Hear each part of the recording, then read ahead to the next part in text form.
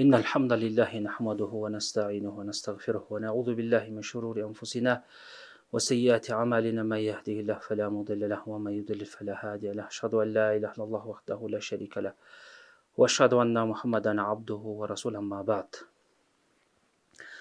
Азыркы күндө бардык мусулмандарга белгилүү болгондой, Палестина мусулман өлкөсүндө еврейлер мусулмандарга катуу кол салып, чоң кагылыш, чоң согуш болуп аткан учур. Анан ушундай күндөрдө албетте исламдагы чоң ибадаттардын бири болгон жихад маселеси көтөрүлдү. Бул еврейлердин мусулмандарга каршы келиши азыркы күндө эле жаңылык эмес. Бул көптөн бери керек болсо пайгамбар саллаллаху алейхи вассаламдын заманынан бери келатат. Палестинага кол салуу айрыкча болсо, ушул экинчи дүйнөлүк согуштан кийин кафырлардын жардамы менен еврейлер ошол Палестина тараптан жер алып, анан ушунун натыйжасында алар Европа тараптан көчүрүлүп жана башка тараптан көчүрүп келип жайгаштырылып, кийин акырындык менен мусулмандардын жерин басып алып, кыр көрсөтүп, чоң державаларга, чоң мамлекеттерге таянып, Америка жана Европага таянып, өзүнүн куулуктарын пайдаланып, көптөгөн мусулмандардын жерлерин тартып алышкан. Анан бул маселе мына көптөн бери чоң көйгөйгө айланып келет. Мына ошолордун акыркысы болуп, мына жакында эле ошол Палестина жергесиндеги мусулмандардын арасынан чыккан Хамас деген партиянын кол салуусунун натыйжасында еврейлерде козголуп, мусулмандарга чоң зыян келип, азыр согуш болуп турган учур. Анан баарыбызга белгилүү болгондой, көп эле соц тармактарда жихад кылыш керек, аякка барыш керек, жардам бериш керек деген чакырыктар көп болуп атат, ураандар көп болуп атат. Ошонун натыйжасында кээ бир баягы динди түшүнбөгөн, жихадты түшүнбөгөн жаштар ар кандай кызуукандуулуктарга, эмоцияларга калтырып, туура эмес сөздөрдү айтып, же туура эмес чакырыктарга чакырышы толук ыктымал, жана мындай нерсе болуп да келет. Ошондуктан ар бир мусулман сөзсүз түрдө ошол мусулман өлкөлөрү кыйналган болсо кандайдыр бир жерде аларга кандай жардам бериш керек, жана ошондой эле жалпы эле ушул жихад маселеси кандай болот, жихадтын шарттары, эрежелери сөзсүз түрдө билиш керек. Эгерде биз бул маселелерди билип тактап койбосок, анда ушунун аркасында чоң чыр-чатак айланып, башка бир эле жерде болуп аткан чоң аламат башка мусулмандар өлкөсүнө чейин кирип кетиши ыктымал да. Мына мындайдын четин көп эле көрүп келдик. Мына канча жылдан бери ошо динге аралашып жүргөн адамдар жакшы билет. Мисалы Ирак маселеси, Сирия маселеси, ага чейин Афганистан, андан мурку Босния, ошого окшогон көп мусулман өлкөлөрдө ар кандай чыр-чатактар болгон. Айрыкча ушул жихад маселесин билбегендиктен көптөгөн мусулмандардын каны төгүлүп, кылган аракеттери пайдасыз болуп, ошонун аркасында мусулмандар өзүлөрү зыян тартып калышкан да. Ошондуктан ушундай маселелерди алдын ала алып, ар бир жаштарга, ар бир мусулманга, мусулман жер деп күйгөн адамга ошо кантип күйөбүз, кантип аракет кылабыз, ошонун баарын эрежеге салып, тактап, шарият негизинде көрсөтүп беришибиз керек. Мына башында айтып кеткендей эле, бул жихад маселеси бул бар ислам дининде, жана бул кыяматка чейин боло берет. Муну эч ким четке кага албайт. Бирок ошол жихадтын эрежелерин, шарттарын билип алыш керек. Кайсы учурда жихад болот, кайсы учурда жихад болбойт, жана кандай жихад кылынат, ошону билип алыш керек. Алгачкы маселени эмнеден баштайбыз? Жихад деген бул араб сөзүнөн алынган исламдагы диний терминдердин бири. Мунун мааниси кыргызчага которгондо баягы күчүн жумшоо, аракет кылуу дегенди билдирет да. Тил жагынан алганда. Шарият термининен алганда ошо Аллах субхана тааланын динин жеткирейин, Аллах субхана тааланын динин ачыкка чыгарайын деп ошого аракет кылып, күчүн жумшаганды жихад деп айтат. Анткени динге тоскоолдук кылган душмандар кайсы заманда болбосун болот. Ошо бардык пайгамбарларга душмандар болгон. Ошону пайгамбарлардын ичиндеги биздин пайгамбар саллаллаху алейхи вассалам анын дагы душмандары болгон. Ошо мушриктерден болгон, христиандардан болгон, еврейлерден болгон.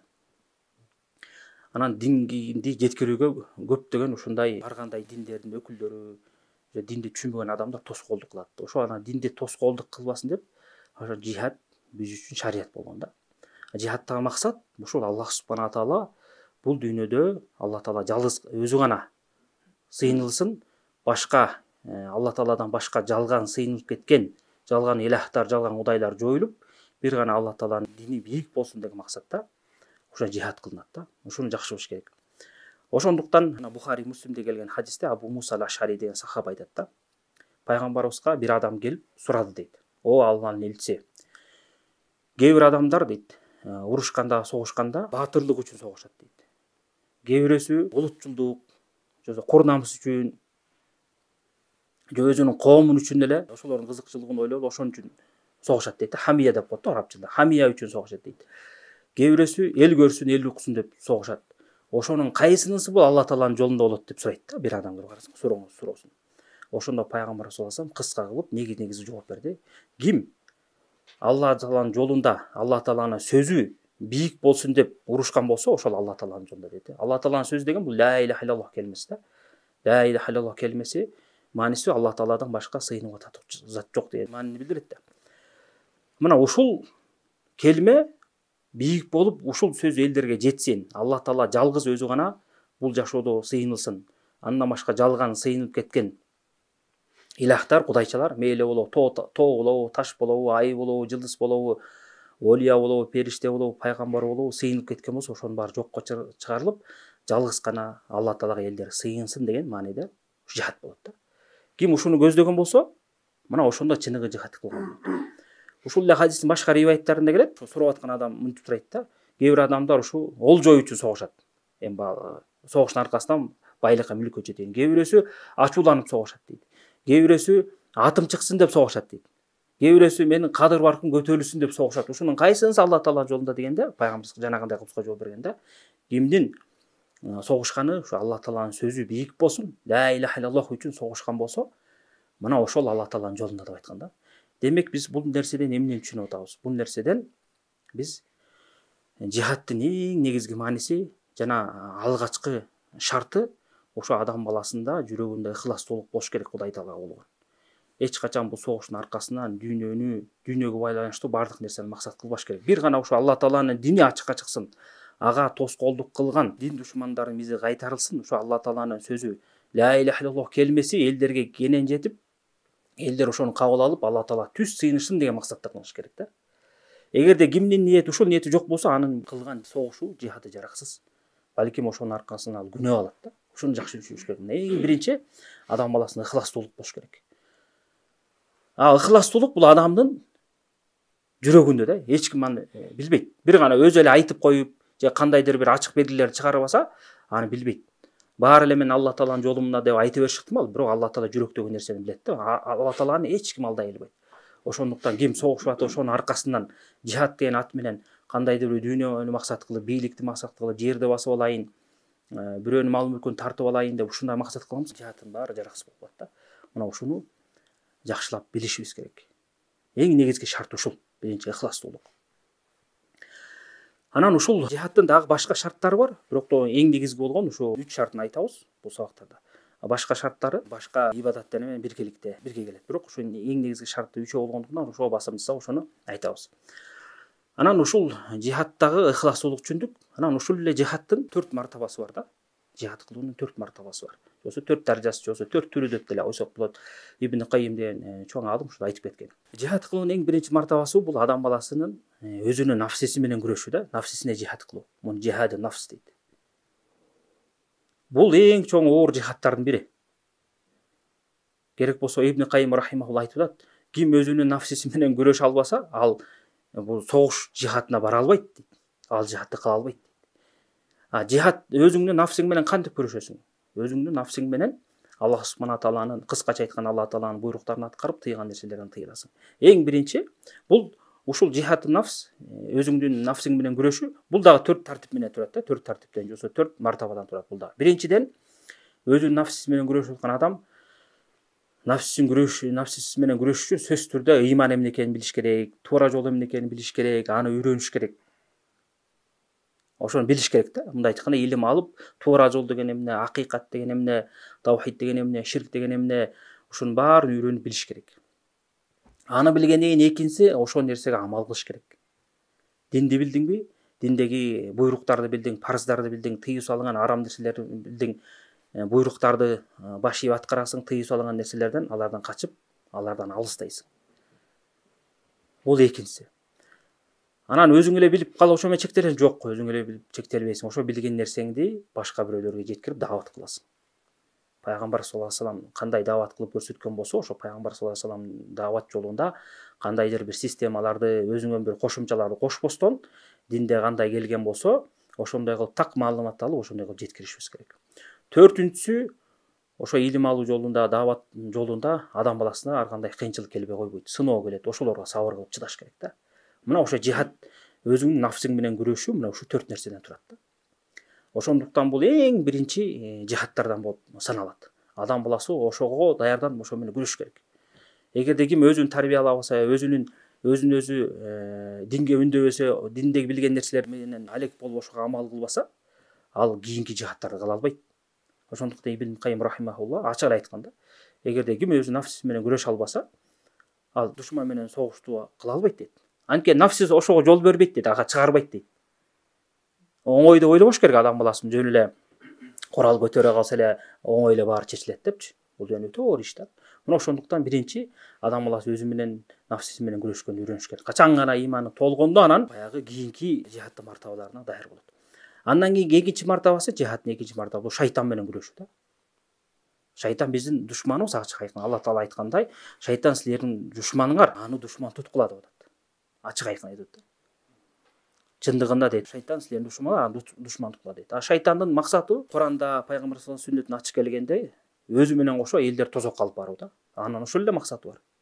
Элдерди тозокко алып барыш керек, имандан ажыратыш керек. Анан ал адамга ошо эки жол менен келет. Биринчи ушу иманында шек күмөндү киргизейин, имандан чыгарайын дейт. Муну араб тилинде шубхат деп коет. Ар кандай шек күмөндү нерселер жүрөгүнө салып, ошо адаштыра турган жерлерге үндөйт. Мына ушу менен күрөшүш керек адам баласы. Экинчиси шахават, адамдын каалоосу. Шахваты бар да, каалоосу. Ошо менен азгырып шайтан азгырат. Аракка үндөйт, зынага үндөйт, урулукка үндөйт, зулумдукка, текеберликке, менменсиндикке, көрө албастыкка, кексе кактыганга үндөйт да. Мына ушу менен күрөшүш керек. Мына эки тарапта шайтан келет. Мына ушу менен ким күрөшө билсе, демек бул шайтан менен жихад кылды деп эсептелет. Үчүнчүсү, мына биздин негизги сабак болгон нерсе бул кафырларга жихад кылуу. Кафырлар, ислам динине каршылык кылган кафырлар үчүн жихад кылуу. Мында азыр кененди баяндайт. Төртүнчүсү, эки жүздүүлөр менен кармашып жихад кылуу. Эки жүздүү деп баягы өткөн сабакта өткөнбүз. Эки жүздүү деген ким бул? Бул өзүнүн ошо кафырлыгын, ыймансыз экенин ичине жашырып, сыртында өзүн мусулман кылып көрсөткөн адамды мунафык дейбиз да. Кыргызча эки жүздүү, бирок араб ислам териминде мунафык деп коет. Мунафыктар айрыкча, булар баягы ислам күчтөнүп турган убакта пайда болот да. Мусулмандар күчтүү кезде. Ошол кезде анткени алар өздөрүнүн кафырлыгын ачык чыгарса, мусулмандардан кагуу жеп калат. Ошондуктан коркушуп алар ичиндеги кафырлыгын жашырып, өздөрүнүн ыймандыгын көрсөтөт да. Мына булар менен да өзүнчө жихад бар. Бирок булар менен жихад кандайча болот? Булар менен жихад илим жолу менен болот да. Илим жолу менен. Анткени ал мусулмандын арасында эле жүрө берет, өзүн мусулман кылып көрсөтөт. Пайгамбар саллаллаху алейхи вассаламдын доорунда, Мекке доорунда мунафыктар болгон. Мусулмандар күчтүү болуп турганда. Мусулмандардын арасында жүрүп, намаздарга келип коюп, бирок жалкоолонуп, мен мусулманымды көрсөтүп жүргөн, бирок иштен душмандык кыла беришкен да. Анан ошондуктан Аллах субхана таала пайгамбар буйруган, я айюхан наби жахилил куффар вал мунафикин. О пайгамбар, кафырларга жана мунафыктарга жихад жарыялагын деген да. Мунафыктар менен жихад кандай болгон? Ошо илим жүзү менен алардын жалгандарын четке кагып, элдерди адаштырып аткан сөздөрүн, кылып аткан иштерин, алардын адашуу жолдо экенин баяндап жихад кылышкан да мусулмандар. Анткени алар мусулмандардын арасында туруп алып эле ар кандай жалаларды, ар кандай такталган имиштерди таратып, мусулмандар бири-бирине кайраштырганга көп аракет кылышкан. Ошонун баарын тең Аллах субхана Куранда, пайгамбар саллаллаху алейхи сүннөтүндө сөзү менен, шариатта эреже менен алардын бүт айлакерликтерин, кылмыштарын ошондо ачыктап четке кагып турган да.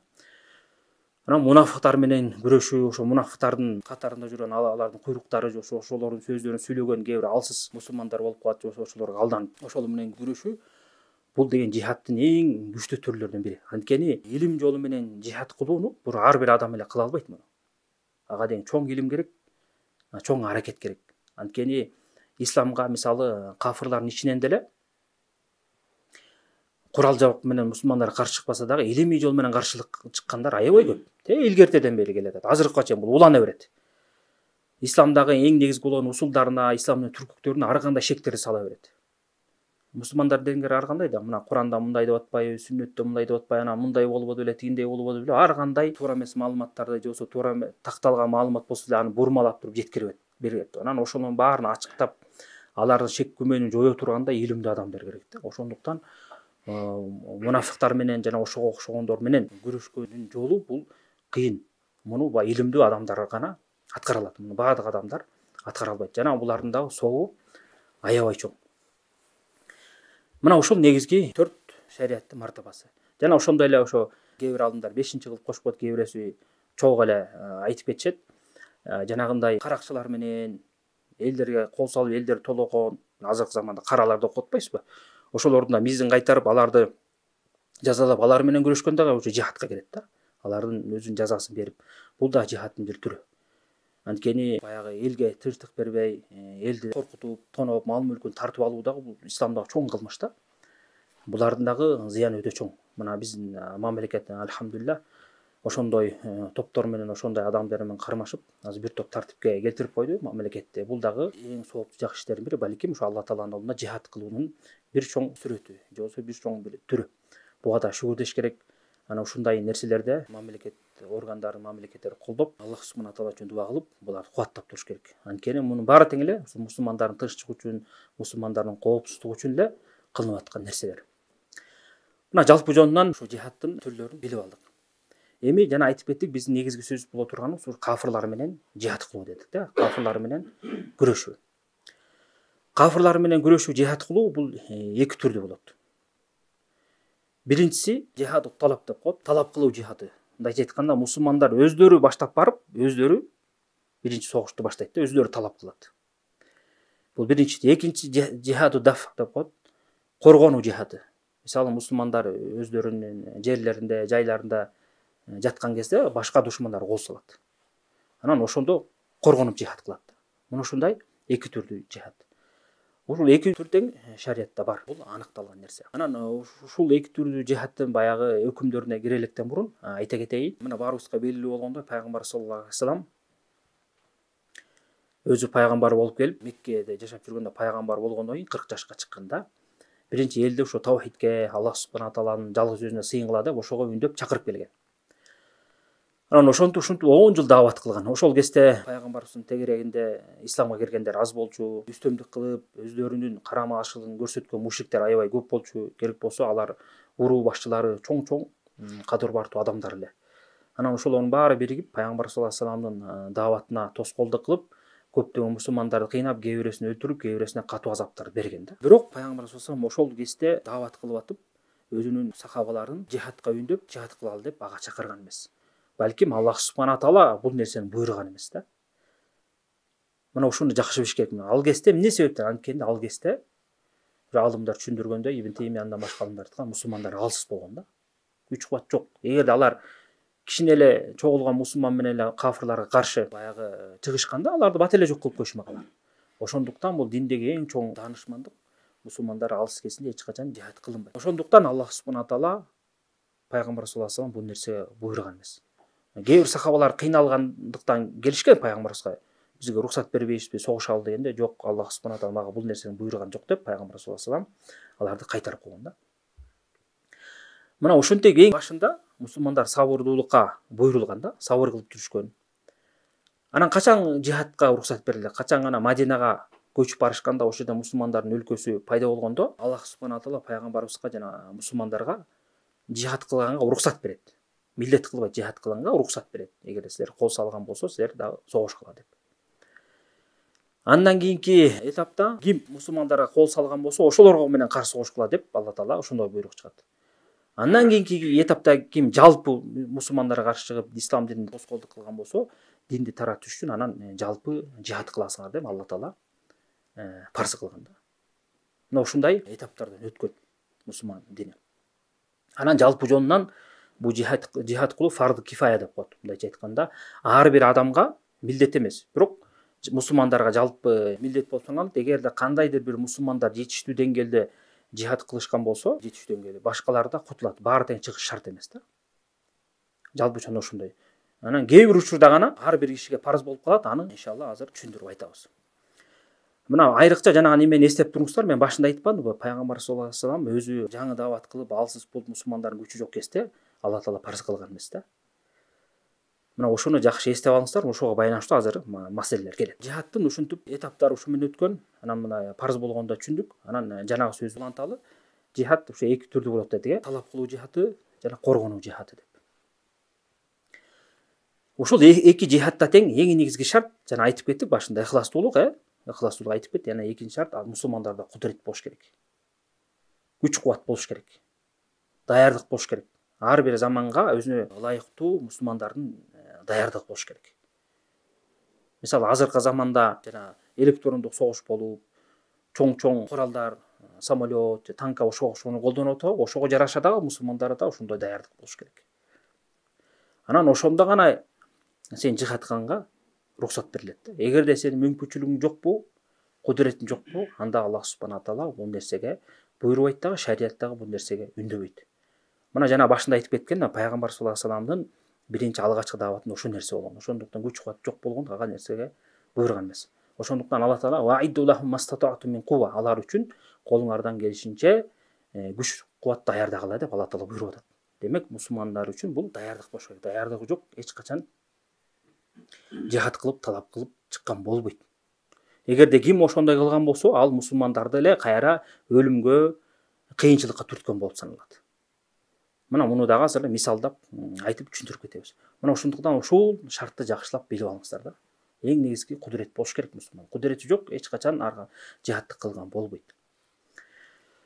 Анан үчүнчү шарты, бул дагы негизги шарттардан бири, ушул жихад кылуу мусулман башчынын уруксаты менен болуш керек да. Мына ушуну көптөгөн адамдар түшүнбөйт. Азыркы заманда президент деп коебуз, жажоо дейбизби, падыша дейбизби, кыскасы кайсы өлкөнү кайсы мусулман башкарып аткан болсо, ошонун уруксаты менен жихад кылыныш керек. Жихадтын эки түрү тең. Мейли талап кылуу жихаты болсун, же коргонуу жихаты болсун. Экөө тең ушул мусулман башчынын уруксаты менен, ошонун баштоосу менен, ошол мусулман башчынын жерегинин алдында, байрагынын алдында согуш өтөт да. Мына ушул негизги шартты жакшы билип алышыбыз керек. Мына азыркы убакытта көптөгөн адамдар ушул нерсени билбейт дагы, ар кандай башаламандык согуштарга, кийлигишүүлөргө чакыра берет да. Мына муну пайгамбар саллаллаху алейхи вассалам өзү эле ачык айткан. Мына Бухари, Муслимде Абу Хурайранын хадисинде ачык айтып атат пайгамбар саллаллаху алейхи вассалам: "Ал-имаму жунна юқаталу мин варайхи ва юттақа бихи" дейт. Имам дейт. Имам деген ошол мусулман башчысын айтат да. Жунна дейт. Бул мусулмандар үчүн коргон, жусо бир калканч дейт да. Юқаталу мин варайхи, ошол кишинин мусулман башчынын аркасында туруп согуш болот деп атат. Ва юттақа бихи, жана ошол менен мусулмандар корголойт деп атат. Ошо менен сактанышат деп атат. Бул демек пайгамбар саллаллаху алейхи вассаламдын ачык хадиси, буга эч ким каршы чыга албайт. Ошондуктан Ахлу суннанын бардык акыйда китептеринде жана мусулман башчыга баш ийүү деген теманы козгогондо ушул маселени сөз айтып кетишет да. Жихад кылуу, ажылык кылуу, жумаларды өткөрүү, айт намаздарды өткөрүү ошо мусулман башчынын аркасында болот.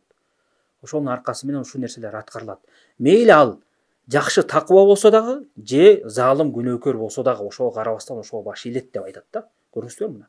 Анткени кээ бир адашкан фиркалар бар да. Мусулман башчыга баш ийиш үчүн ал такыба жакшы адам болуш керек деп шарт кылат. Андай эмес, шарт эмес. Андай адам табыш кыйын да. Ошондуктан Ахлу суннада ачык айкын жазылган да. Мусулман башчы мейли ал залым болсо дагы, күнөөкөр адам болсо дагы, мусулман башчы ошонун аркасында туруп, жакшылык иштерде баш ийебиз, жана ошонун аркасында туруп согуштуу жана ажылык маселелерин жана андан башка негизги маселелер ошонун аркасында туруп аткарылат деп жазып кеткен да. Бүт акыйда китептеринде. Эмне себептен?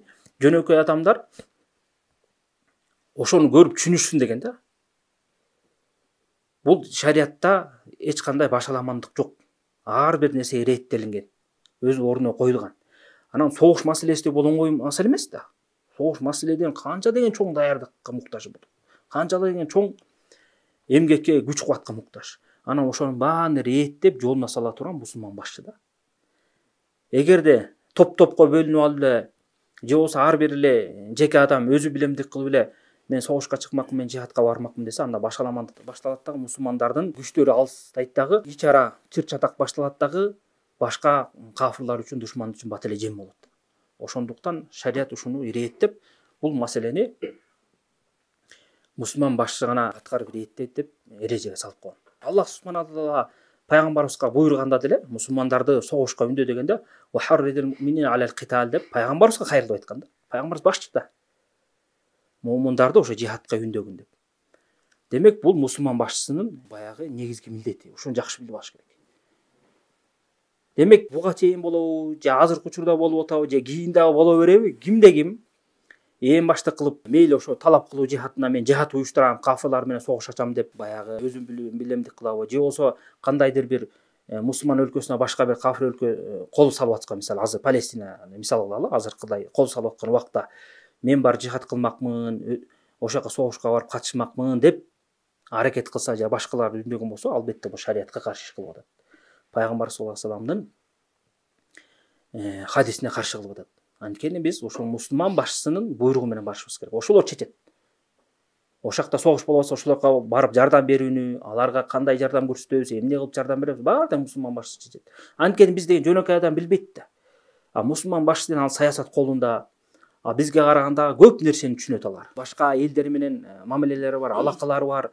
Ушундай маселелерди кантип чечет, биз билген сырларды, биз билген окуяларды, биз билген акыбалды билет. Ошондуктан ошолор өзүлөрү кеңешип, анан ошо негизги маселелер ошолорго тапшырылган да, мусулман башчыларга.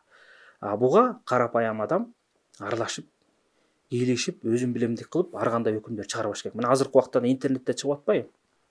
Жаатка бара калышыбыз керек эле, мынтиш керек эле, анан мусулман башчылар эмнеге уктап жатат, анан мынтип атат, тигинтип атат депчи. Мына азыркы убакта баягы Палестина жөнүндө да айтканды айтпадым белем. Азыркы убакта жана радикалдар, экстремисттер, терроризмге чакыргандар ойгонот ушул убактачы. Алардын эң негизги максаты ушу чыга калып туруп, мусулмандар баягы өзлөрү толук бириге албай чачырандуу болуп жүрсө, огуш бетер алар чачандырып, мусулман башчыларын сөгөт, жамандайт, кафырлыкка айыптайт жана андан башка ишти кыянатчылыкка айыптайт. Анан элестетип көрүңүз, ошондой айыптоолор болбосо, анан мусулман карапайым элдер өзлөрүнүн башчыларына уже каршы ниетте, каршы идеологияда болуп калат. Анан ошентип акырын чыр чыгып кетет. Мусулман мамлекеттер революция болот да, кулайт, кайра эле алсырайт. Мына бул деген кафырлардын бизге билинбеген тактикалары да. Муну кээ бир түшүнбөгөн жаштар, эмоция калтырган, кызыкандылык калтырган мусулмандар билбестен ушунун баарын кылып атат. Азыр мында ойлонуп көрсөк, эмне пайда чыгат? Мисалы, мусулман башчысын сөгүп, жамандай бердик, ага каршы чыга бердик.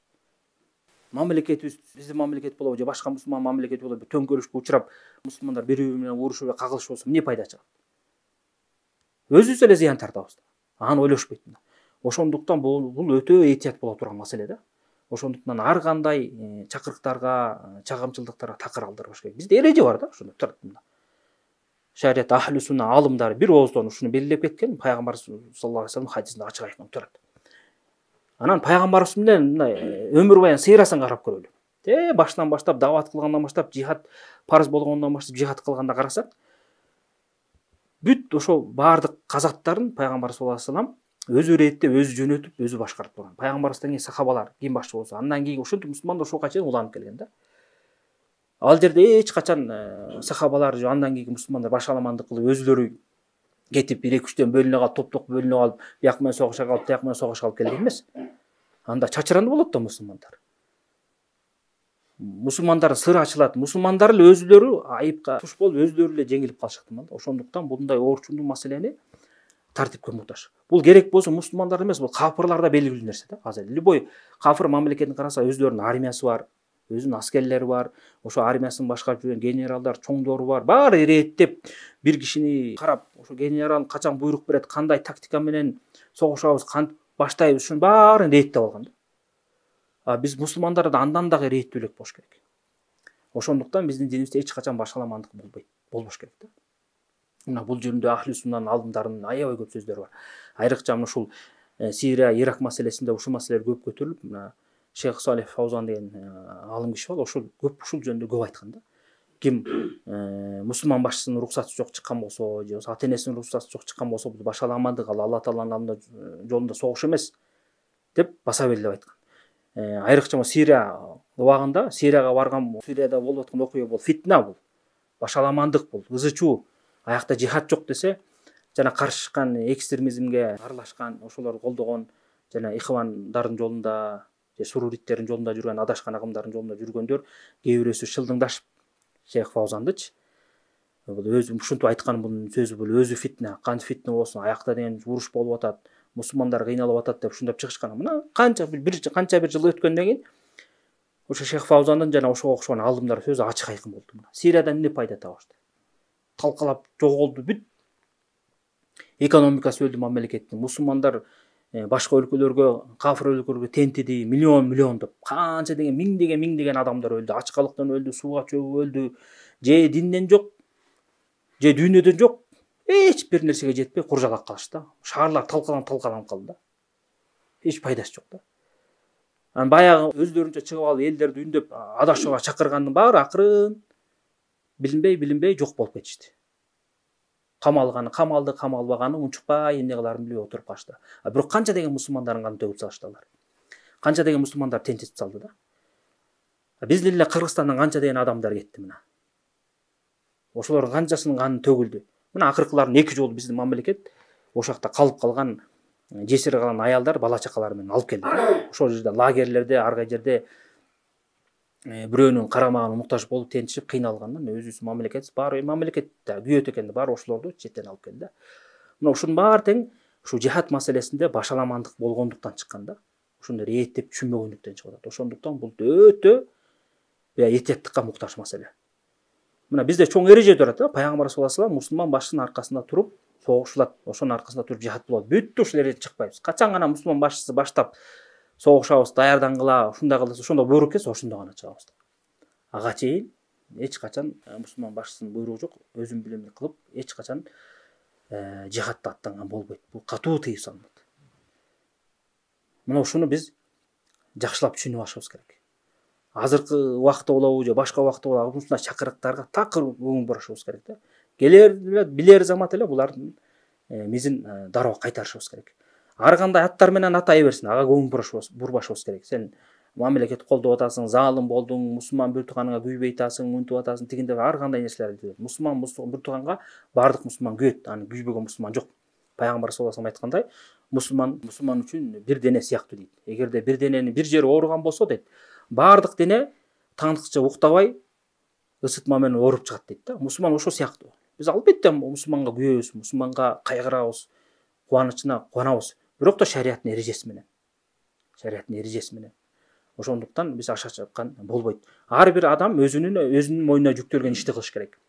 Карапайым адамча жардам бериш керек. Колунан келген ишин кылыш керек. Ал өзү нафсиси менен күрөшүп, өзү нафсисине жихад кылып, Алла таала дуа кылып, жалдырап, бир туугандар үчүн жакшылык тилеп дуа кылсын, кыйналып аткан мусулмандар үчүн. Анан өзү ибадат кылбаса, өзү Кудай тааланын буйруктарын аткарбаса, кантип анан башкалар жеңиш алып келет? Көчөдө кыйкырык салып, ураңды салып, интернет бурактарында ар кимди жамандап, мусулман башчыларын жамандап, баягы башаламан бойкотко үндөп кыйкыргыча, андан көрө адамдар үйүндө ибадат кылсын, Кудай таалага жалдырасын, 5 убакыт намазында, андан башка убакытта баскан турган сайын ошо өзүнүн бир туугандары дуа кылсын. Мына чыныгы жеңишти алып келет ошондо. Ошо мусулман башчыларына дуа кылып, ошолорго Алла таала ийгилик берсин. Ошолор туура чечим чыгарсын, ошо кыйналып аткан мусулмандарга жардам берсин деп дуа кылсын. Мына эң жакшы нерсе. Алар сөккөндө эмне пайда чыгат? Алар жамандыгынан эмне пайда чыгат? Мына азыркылар бүт ошондой менен алек болгондор аябай көп болуп атат да. Ошондуктан мусулман боласың мындай акылман, данышман ошо карап туруп маселе кылыш керек. Биз эч качан диний маселесинде айрыкча чоң маселелерди өзүбүздүн эмоциябызга алдырып, кызыкандырууга алдырып бербеш керек. Эмоция албетте мусулман эмоция кылат, бирок ошол шариаттын чеги менен болуш керек. Эгерде шариаттын чегинен чыккан болсок, биздин эмоциябыз башаламан ызычууга айланып кетет. Ошондуктан ушул маселени жакшылап түшүнүп алышыбыз керек жана башкаларга да жакшылап жеткиришибиз керек.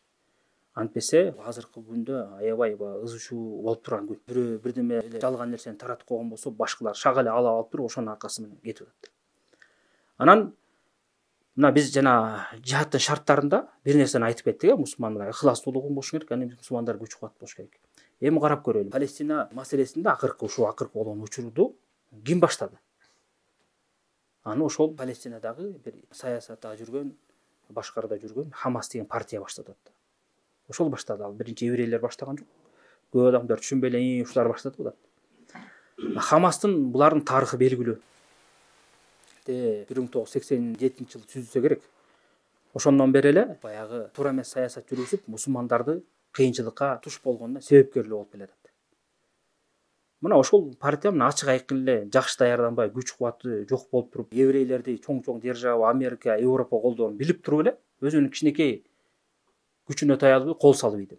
Мынчаны өтө тыйынчу. Ошонун аркасынан азыр канча 10 миңдеген азыр биздин бир туугандар өлүп калды да. Демек алар өздөрүнүн жетиштүүлүктөрү жок болуп туруп, акыбалын карабай туруп, аларга кафырлар кол салып койгон. Бул өзүңдү өзүң отко түртүү, өзүңдү өзүң жамандыкка түртүү. Кээ бирөө чыгышы ыктымал, эми сен Хамас кафырлар менен кармашып атса, сен ага эмнеге күйбөй атасың, эмнеге аларды колдобой атасың деп. Мусулмандарга күйүү башка нерсе, бирок акыйкатты чындыкты айтып койгон башка нерсе да. Булар албетте саясат туура эмес жүрүп, мусулмандарга зыян эле алып келип атат. Керек болсо ошол мамлекеттин президенти муну жарыялаган жок. Палестинаны. Бул ошо Хамастын башчысы экинчи эле киши да парламентте. Өзүнчө жерлерди партия болуп бөлүп алышкан саясатта. Анан кайсы жакта алардын карамагандагы, кайсы жерде алардын саясаты көбүрөөк жүргөн болсо, ошол жакта адамдарды косуп туруп эле анан согушту баштап салганда. Бул партиядан булардын баягы ислам үчүн чыныгы күйбөгөндөн мен мындан канча жыл мурун эле көрүп аябай таң калгам да. Мына булар бул партия мына исламга душман болгон, сүннөткө душман болгон шия рафидиттер менен ачык айкын кызматташат. Ахли сунна карманган мусулмандарга караганда ошолорго жакыныраак, ошолордун сөздөрүн сүйлөп коюшат. Мына 2007 жылы Мекке шаарында азыркы король эмес, азыркы король Саудиянын королу Малик Салман да, андан мурункусу Малик Абдулла деген падыша болгон да. Ошо 2007 жылы ошо Палестинадагы эки партия бар. Фатх, ана Хамас дегенчи. Экөө ушу бири-бири менен эле урушуп эле, орун талашып эле, саясатта келише албай эле чабышып эле жүрүшөт да. Анан ошол партиянын өкүлдөрүнүн башчыларын чакырып Мекке именно ошо мусулмандардын ыйык жери Меккеде чакырып, 2 күндүк чоң чогулуш өткөрүп, анан ошолорду ынтымакка келтирип, алардын убадаларын алып, эки тарап тең биз ошо Палестина мусулмандардын кызыкчылыгы үчүн алардын кандары бекер төгүлбөш үчүн баардык аракеттерди жумшайбыз, биргелешип бир мамлекет түзөбүз, ынтымактуу болобуз деп аябай убадаларын берип кеткен да. Ушунчалык баягы көргөн адам сүйүнөт да, баштары бириктей эми жакшылык келет экен деп. Мына ушунчалык чоң деңгээлде баягы ынтымакка келип өтүп, анан алар өз жайына кеткенден кийин кайра эле баягы мурунку кейиптерине, тас кейиптерине келип, бири-бири менен урушуп, азыркыга чейин эле бириге албай келатышат да. Мына ошентип ич ара бөлүнүп, ич ара келише албагандан кийин анан мусулмандарга кантип анан жакшылык келет.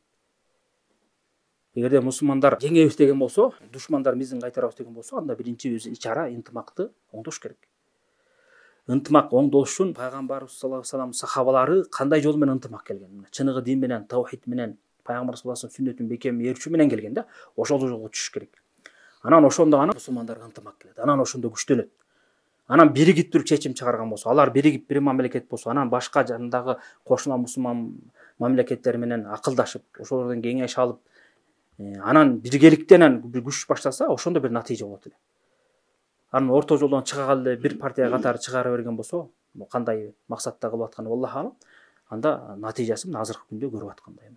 Өздөрүнө ылайык кылып жер төлөө казып алышып, окопторду жерден казып алып, бияктан атып аякка кирип кетип атат. Карапайым элдер калып атат да. Газза деген жерде элестетип болсоңуздар 2,5 миллион адам жашайт да. Аякта көрүп атасыздар, самолеттор менен эң ачык айкын келип туруп эле жөн эле чоң үйлөрдү, имараттарды жөн эле күүп чүрүп салып атат. Мусулмандардын үстүнө жаш бала канча деген больницаларды тылкап салды да. Же сен ал абадан коргогон куралың жок болсо, аларга каршы самолетторуң жок болсо, танкаларың жок болсо, ашып кетсек кыска аралыкта кичинекей ракеталарың бар экен, кол менен жасалган гранатометторуң бар экен, 10-20 танканы талкалаң, эмне пайда чыгат ал? Канча самолеттөрдүн баарын талкап таштап атат. Анан мусулмандарды өлтүрүп салды, анан бизге жардам бербейсиң, мынтпейсиң. Эмне себептен баштадың анда? Эгерде күчүң жок болсо, сага мусулман башка өлкөлөр жардам бербегей деп болсо, эмнеге баштадың анда? Эмнеге кайрылган жоксуң, эмнеге кеңешкен жоксуң? Мына ушундай суроолорду берип адам баласы ойлоnuш керек. Жөн эле кызуу кандылык ойлоnuш керек. Ошол баштаган туура эмес, чечим кылып баштаган, туура эмес убакытта баштаган адамдар ошолор жоопкерчиликтүү. Албетте ошого карабастан мусулман өлкөлөр, жалпы мусулмандар күйөбүз. Бирок күйөбүз деп эле алардын баягы кетирен кемчиликтерин жаап жашырып, алар сонун кылып атат дегенден да алыспыз. Анан колунан келишинче баардык мусулман өлкөлөрү чогулуп атат, жардамдарын берип атат, аракет кылып атат, көп акчаларын бөлүп атышат. Бирок өздөрүнүн алдына жараша. Ал келсе мына ал еврейлерди колдогон ачык айкын мына. ООН деп койсок болот. ООН даже мына Европа, Америка ачык айкын коргойт аларды. Мына сен чоң державалар менен тирешиш үчүн ошондой күчүң керек. Андай күчүң жок болсо, алыңа жараша амал кылыш керек болчу. Ошондуктан муну эмне биз келечек үчүн, сабак үчүн айтып атам, үлгү болуш үчүн мына мындай Мен бир дагы таң калган жерим, мындан бир канча жыл мурун, 5-6 жыл мурун эсимден чыгып калды. Дагы ушундай бир салгылаш болгон да, Палестинадагы мусулман менен еврейлер. Аны дагы ошо Хамас партиясы дагы себепкер болгон. Анан канча бир мусулман каза болуп өлгөн да, анан бир канча күндөн кийин баягы мусулман башка өлкөлөр киришип атып эптеп токтотушкан. Анан ошондон кийин айтып атпай Хамастын биринчи адамы, экинчи адамы келип алып, согуш болду, биз эч бир чыгым тарткан жокпуз, биздин арабызда аскерлерден өлгөн жок киши деп, жок деп ушинтип күйдүрүп атпайбы. Мен өзүм окугам да ошону маалыматтычы. Ал көрсө жанындагы башка мамлекет качып кирип кетишет экен дагы, бер жакта элдер карапайым элдерди еврейлер келип талкуулап салат экен, тигилер чыгып, мына биз эчтеке болгон жокпуз дедим. Ушундай саясат да. Бер жакта элдер аны түшүнбөйт да, күйүп атат, булар кыйналып атат деп. Ошондуктан мына жана башында айтып кетпедимби? Адам баласы жихад кылыш үчүн сөзсүз түрдө күч кубат кош керек. Күчүң жокпу? Анда өзүң ага жараша амал кылыш керек. Мына бул негизги маселе. Андан кийинки дагы негизги маселелердин бири жихаддын максаты, негизги максаты. Жихад кылуу максаты. Бул жөн эле баягы кан төгүү эмес, баракалда бир кишини өлтүрүп салуу эмес да. Жихаддын максаты ушу Аллах субхана тааланын дини тоскоолдуксуз элдерге жетип, элдер кыйынчылыкка учурабай Алла таала түз сыйынсын деген максатта кылынат да. Муну арабча мурадун ли гайрихи деп коет. Мисалы ибадаттар эки түрдүү болот. Кээ бир ибадаттар мурадун ли затихи, мурадун ли гайрихи деп коет. Мурадун ли затихи деген ошо ибадаттын өзү максат кылынган ибадат да. Мисалы намаз, зекет өзү максат кылынган. Кудаларга сыйынабыз. Мурадун ли гайрихи бул башка нерсе үчүн максат кылынган да, башка нерсеге жетиш үчүн ушул жол тандап алынган деген сөз. Мисалы жихад ошо мурадун ли гайрихи деп коет. Башка ибадатка жетүү үчүн колдонулган каражат же болбосо себеп да. Ал жанагы ошол. Жана хадисте келгендей, ким Алла тааланын сөзү бийик болуш үчүн согушкан болсо, ошо Алла тааланын жолдо отот го. Ошо демек Алла тааланын сөзү ла иляха илlalloh келмеси элдерге жетсин, элдер Кудай таала түз сыйынсын, ошол ишке ашсын үчүн ошо жихад шарт кылынган да. Мунун мааниси, эгерде кандайдыр бир мусулман башчы жихадты баштап барса бир жерге, кафырлар исламды түшүндүк, биз кабыл алабыз деп бүттү, сразу токтойт. Динге кирдиби, мусулмандар кетип калат. Өздөрүн мына өзүңөр башкаргыла, динге кирдиңер, дин менен жашай бергиле деп кетип калат да. Ошондуктан пайгамбар саллаллаху алейхи вассалам мусулман аскерлердин бир башчы дайындап жөнөткөндө ушундай wasiyat кылган да, муслимде келет ошо хадис. Мисалы барганда душманга жолугуп калсаңар, биринчи исламды тартуулагыла дейт, дават кылгыла дейт. Кабыл кылса болду, ал силердин бир туганыңар. Эгерде исламды кабыл кылбаса, анда силер бизге төлөм төлөп турасыңар, жизия дейт. Ошону бересиңер, ошо менен кетебиз дейт.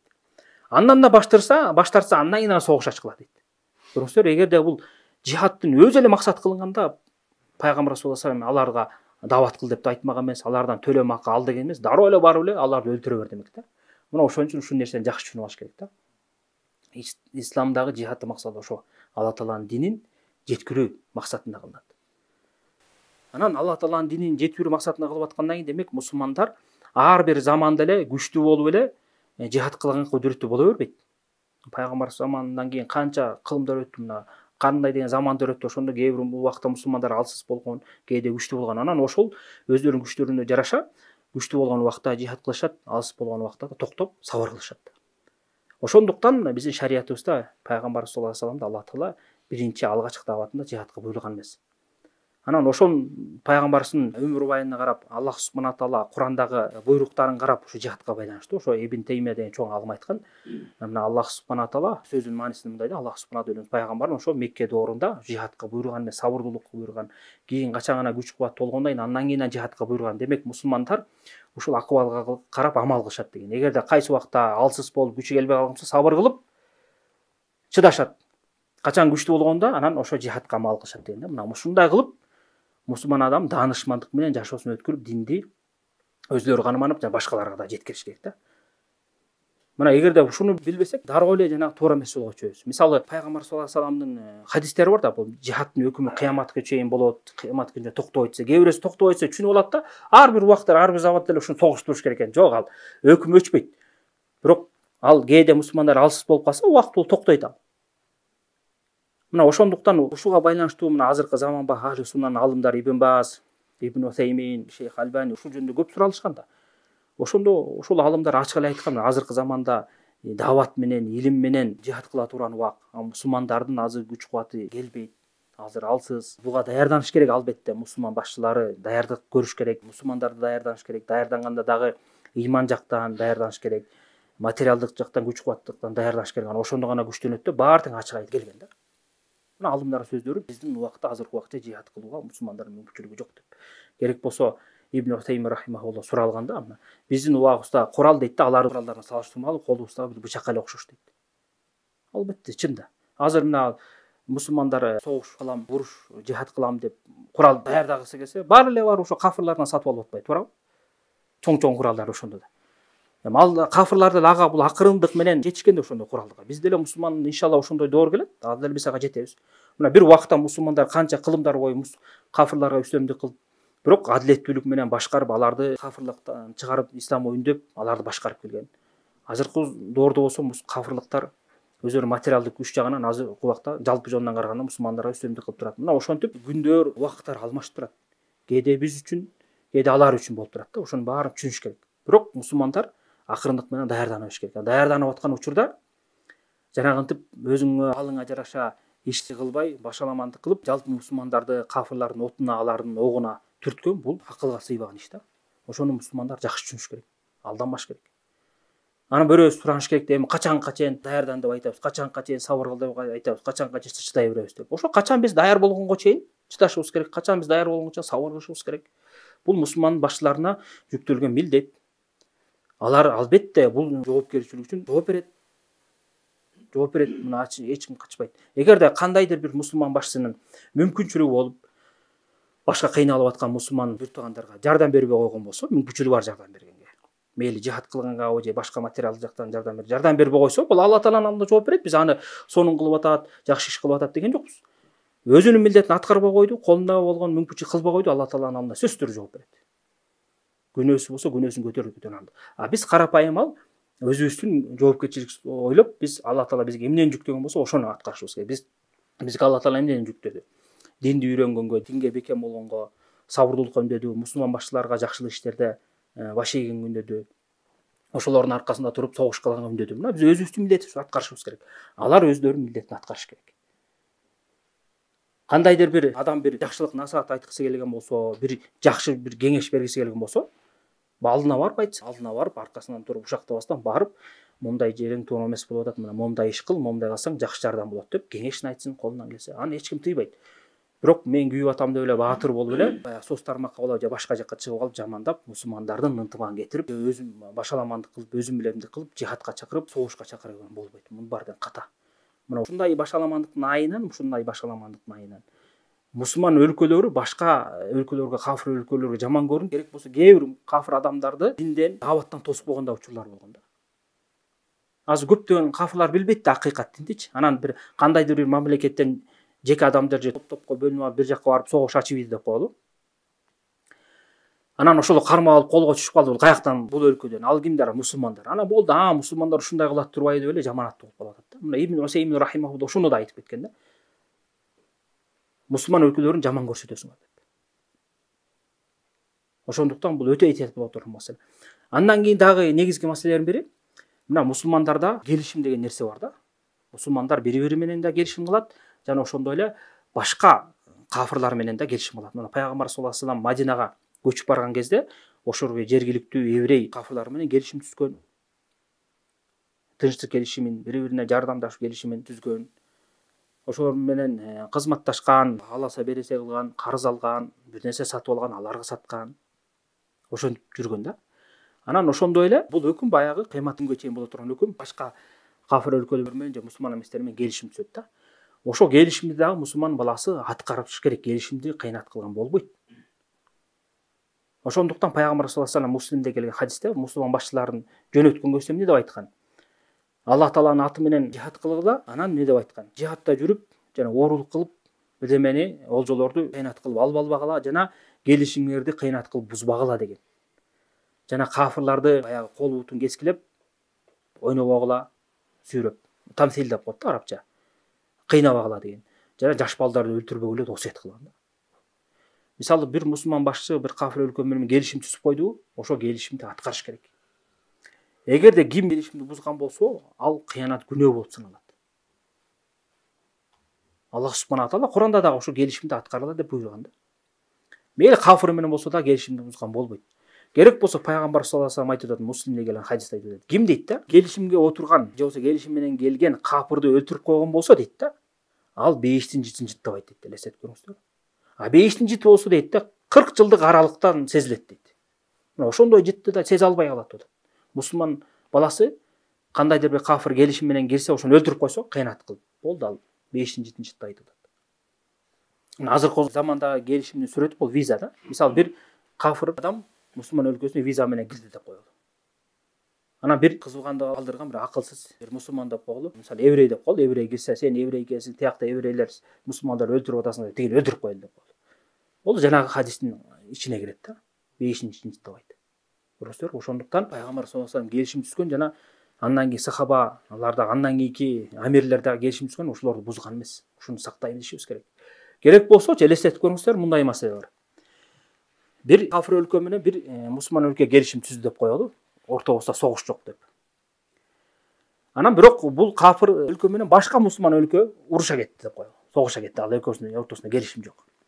Анан мусулман өлкөсү жеңилип баратып, бул мусулман өлкөсүнөн жардам сураса, бул дароо эле жардам берген, буга уруксат эмес. Элестетип көрүңүздөр, мына ушундай. Бул Куранда ачык келген. Алла Таала айтты: "Ва инстансарукум фид-дини фа-алейкум нас илля ала кавм байнакум ва байнахум мисак" дейт. Силерде дейт, ошо алсыраган мусулмандар силерден жардам сураган болсо, силер аларга жардам бергиле. Бир гана дейт да, ошо кайсы кафыр өлкөлөрдүн ортоңордо келишим болсо, анда гана жардам бере албайсыңар деп атат. Көрүңүздөрбү? Анткени бул эки өлкө согушпайбыз деп койду да, буну бузуп, буга дароо эле жардам берип салган болбойт, буга кол салган болбойт. Анда келишимди бузган болот. Эгерде бул күчтүү мамлекет болсо, мусулман өлкө күчтүү мамлекет болсо, анда буга бар айтат: "Биздин бир туугандар, кой мындан колуңду тарт, анда биз анда келишимди бузабыз" деп, ушундай шарттарды коюп, келип бушуп, андан кийин анан иш-чараларды көрүш керек. А жөн эле барып кол салып ийген болбойт. Мына бул нерсе пайгамбар саллаллаху алейхи вассалам убагында да болгон да. Абу Басир, Абу Жандал деген эки сахаба ошо кафырлардын карамагында азап чегип кыйноодо жүргөн убакыт болот. Пайгамбар саллаллаху алейхи вассалам Мадинадан Меккеге умра үчүн келген болот. Анан кафырлар жолдон пайгамбарды тосуп киргизбей коет да. Ошо киргизбей койгон убакта пайгамбар саллаллаху алейхи вассалам кафырлар менен келишим кылат. Ошо келишимдердин ичинде мындай келишим бар болчу да. Кафырлар мындай шарт койгон: эгерде силерден бирөө дининен кайтып бизге келсе, ал бизде кала берет деген да. Эгерде бизден бирөө мусулман болуп силерге барса, силер бизге кайтарасыңар дейт.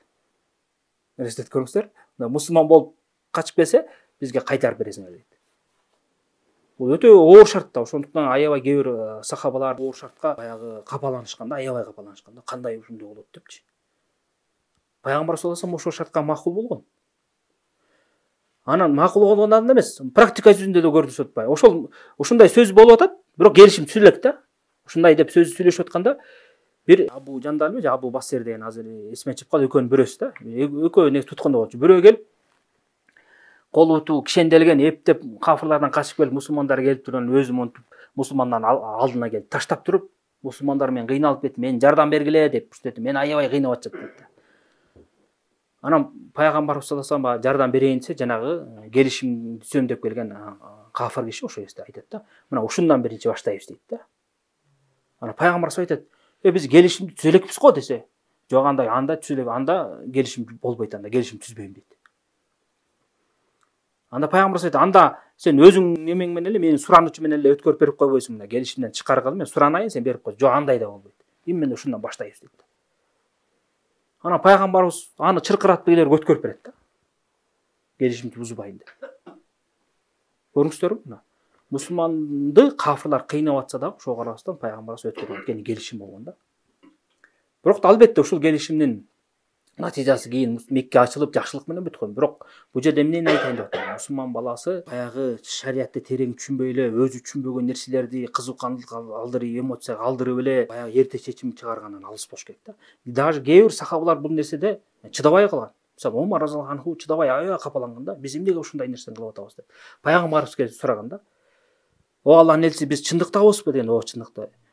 Биз туура жолдобуз, туура жолдо. Анан эмнеге биз өзүбүздү булардын алдында басмарлап атабыз?" дегенде пайгамбар айтат да: "Аллах субхана таала ага жардам берет. Мени эч качан Алла таала жөн таштап койбойт" деп ушинтип жооп берет да пайгамбар. Анан болбой Абу Бакирге барат. Жанагы сөздөрдү айтат да. Эмнеге биз ушундай кылып атабыз? Абу Бакир ушинтип коет. Бул Алланын элчиси ал. Алла таала ага жеңишти алып келет, анан жөн таштап койбойт. Анда көрүп мен сага бир сөз айтайын, ошо пайгамбардын жолун бекем кармап, ага каршы чыкпай, андан алыстабай бекем карма дейт да. Мына кийин анан узун окуя, анан кийин аягы жакшылык менен бүтөтүн бар. Мына ошондуктан мындай маселелерде кызыккандык калтырбаш керек. Айрыкча саясат маселеси, жогорку мамлекет деңгээлиндеги маселелерди мусулман башчылар билет да, алар кантип келишим түзөрдү. Алар деле бизге окшогон мусулман, алар деле күйөт. Биз күйүп жанталашкан, алардын деле жүрөгү бар, алардын деле ыйманы бар, алар деле ойлошот. Бирок алар өздөрүнүн ошол саясатына жараша, билимине, күчүнө жараша анан чечимдер чыгарат. Анан биз ошондойлорго, ошондой мусулман башчыларга биз наоборот күч кубат болуп, аларга жардам берип, алар үчүн дуа кылышыбыз керек. Анан аларды кайра артка тартып, жамандап, абийирин төгүп, кемчиликтерин айтып чукуп, соц тармактарга жайбай. Бул көп адамдар баатырлыкты ойлойт да, бул чындыкты айтып атат. Ушундук киши мына бетке айтып салды, коркпойт экен, түрмөдөн коркпойт экен, мындан да коркпойт экен, баатыр болду дейт. Ал баатырлык эмес. Ал аңкоолук, келесоолук деп коет. Ал акмакчылык. Чыныгы баатырлык эмне? Чыныгы баатырлык бул ошо дин менен жашап, ошо диндин эрежелери менен чыкпай жашоо чыныгы баатырлык да. Ошондуктан пайгамбар саллаллаху алейхи вассалам айтканда, бул баатыр деген киши бул адамды баягы жыгып коюу же биleği күчтүү киши эмес деген. Бул чыныгы баатыр киши бул өзүн ачууланган кезде өзүн баскан адам баатырлык деген да. Чыныгы баатыр деген да. Ошо сыяктуу да. Чыныгы баатыр адам, чыныгы акылман, чыныгы даанышман адам ошо баардык иште шариаттын эрежеси менен, шариаттын негизи менен жашаган адам да. Ага жакса дагы, жакпаса дагы. Мына пайгамбар саллаллаху алейхи вассалам канча деген тиги хадистери бар, мусулман башчыга ваший боюнча. Ошонун ичинде айтып атпайбы, эгерде ким өзүнүн мусулман башчысынан бир өзүнө жакпаган же болбосо бир күнөө ишти көргөн болсо деп атат да, сабыр кылсын деп атат. Ага баш тартуудан, моюн сунуудан колун үзбөсүн деп атат. Ким моюн сунуудан колун үзгө турган болсо, бир эле карыш алыстаган болсо, анан өлсө дейт, ал жахилият өлүмүнөн өлөт деп атат да. Элесе көрүңүздөрбү? Мусулман башчыдан бир жаман иш көрүп калсаң, ката иш көрүп калсаң, ага каршы чык, жаманда сөк, уруш, айыбын чуку деген жок. Сабыр кыл деп атат. Ошондуктан ушул маселени жакшы түшүнүшүбүз керек да. Мына анан жыйынтыгында айтып коеюн. Ушул жихадтын баардык маселелери ушул мусулман башчысынын буйруктары менен, ошонун жетектөөсү менен болуш керек. Мейли ошо талап кылуу жихадында дагы, коргонуу жихадында дагы мусулман башчысынын буйругу керек. Бир гана коргонуу жихадында бир гана учурда мусулман башчысынын уруксаты алынбайт. Ал кайсы учурда? Эгерде уруксат алуу мүмкүн болбой калса, мисалы бир душман каптап кирди, анан мусулман башчысы менен байланыш үзүлүп калды, же өлүп калды, же туткунга түшүнүп калды. Ошол кезде эле мусулмандар болду күчтөрүндө жете турган болсо, дароо чогула калып, дароо коргонуп киришет да. Анткени антпесе душман каптап кирип кетет да. Баарын талкуулап коет. Ошол кезде гана уруксат алынбайт. Жанагындай акыбалда. Андан башка убакта уруксат алыш керек. Сөзсүз түрдө сураш керек. Аллах субхана таала баарыбызга диндеги туура түшүнүк берсин. Дүйнө жүзүндөгү баардык кыйналып аткан мусулмандарга Аллах таала жардам берсин. Айрыкча ошо Палестина өлкөсүндө Аллах таала тынчтыкты алып келсин. Мусулмандардын даражасын көтөрүп, кафырлардын мизин кайтарсын. Бул еврейлердин, жөөттөрдүн душмандыгы, азыркы жакында чыган душмандык, пайгамбар саллаллаху алейхи вассаламдан пайда болгон душмандык бизге Аллах таала сабыр берсин. Ошол душмандыгын көрсөтүп келаткан еврейлердин кайсы жерде болбойсун, кайсы убакта болбосун, Аллах таала мизин кайтарып, алардын жазасын өзү берсин. Allahümme salli ve sellem ala nebiyyina Muhammed ve ala alihi ve sahbihi ecma'in.